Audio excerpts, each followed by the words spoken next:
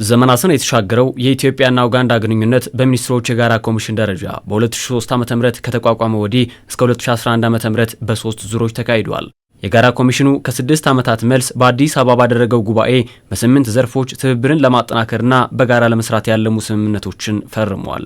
እነዚህ ስምምነቶች የሀገራቱን ተቀራራቢ ፈተናዎችና የመልማት አቅሞች በመለየት የተደረሱ መሆናቸውን በኡጋንዳ የኢትዮጵያ አምባሳደር እጸገነት በዛብህ ከፋና ቴሌቪዥን ጋር በነበራቸው ቆይታ ተናግረዋል።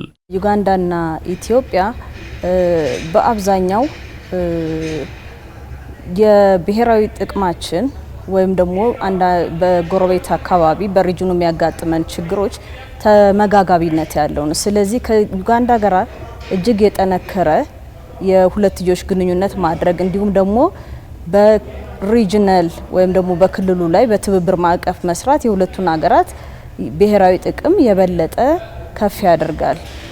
በዚህ አግባብ በተለያዩ መስክ ስምምነቶችን ትብብርን ማድረግ ጠቃሚ ነው። ኡጋንዳ አሁናዊ ዓለም አቀፍና ቀጠናዊ ሁኔታዎችን በጋራ መስራትን የሚፈልጉ መሆናቸውን እንደምታምንም ከስምምነቱ በኋላ ተነስቷል። ይህንን መሰረት በማድረግ በምርታማነትም ሆነ ገበያ ትስስር ላይ አቅም ከፈጠረችው ኢትዮጵያ ጋር ዘርፈ ብዙ ትብብር ማድረግ ከፊት መምጣቱ ተጠቅሷል። ለወደፊት ኃይል በእጅ የሚገባው አምራች የሆነ ገበያ ያለውና ገበያው መቆጣጠር የሚችል ነው። እኛም አሁን በስምምነታችን የሞከርነው ከዚህ ምርትና ከዚያ ገበያ ለመጠቀም ነው። በዚህ የስምምነት ሂደት ውስጥ ሁለቱ የጥቁር አባይና ነጭ አባይ መፍለቂያና የኢኒሼቲቭ አካል የሆኑት ሀገራት የጋራ ተጠቃሚነታቸውን ማጽናት በሚችሉበት ዘርፍ መስማማታቸውም ነው የተነሳው።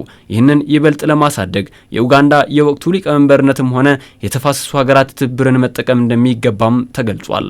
የተለያዩ የልማት እቅዶችን ከማሳለጥ አኳያ እንደዚሁም ደግሞ ዩጋንዳ የወቅቱ ቼር መሆን ብቻም ሳይሆን የናይል ቤዝን ኢኒሼቲቭ ጽህፈት ቤት በዩጋንዳ ኢንተቤ ይገኛል።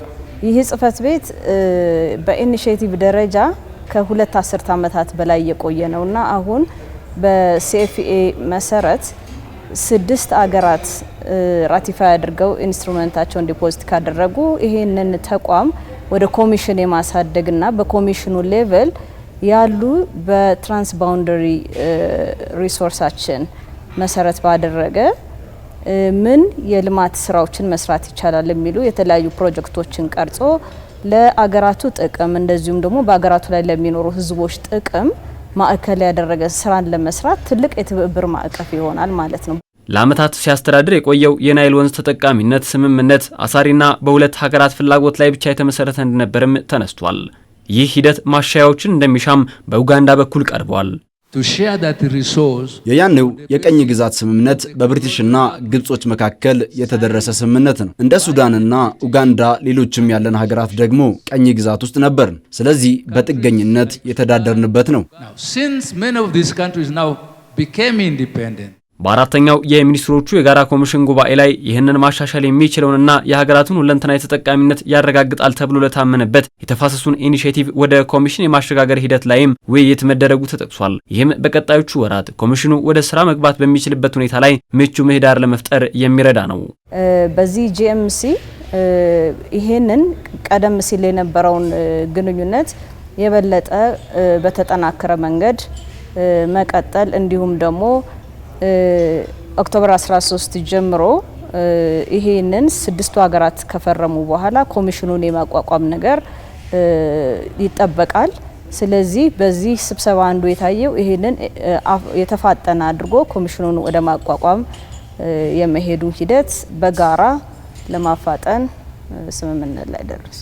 ሀገራቱ በጋራ ለመስራት የፈረሟቸው ስምምነቶች ከራስ አልፎ ቀጣናዊ ፋይዳቸው ከፍተኛ መሆኑም ተመላክቷል።